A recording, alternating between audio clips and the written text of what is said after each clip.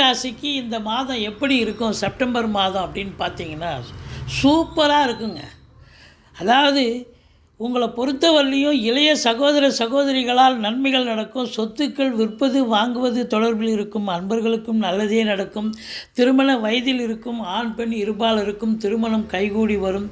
எதிரிகளால் தொல்லைகள் ஏற்படும், கொஞ்சம் விழிப்புணர்ச்சியோடு இருந்துங்க. மற்றபடி வெளியூர் வெளிநாட்டு பயணம் அனுகூலத்தை தரும்.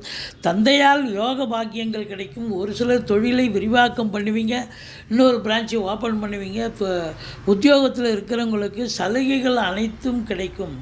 இந்த திருமணம் கைகூடி வரும்.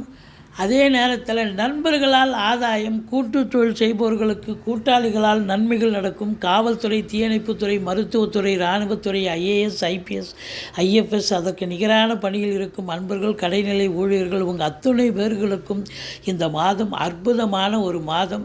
ஒரு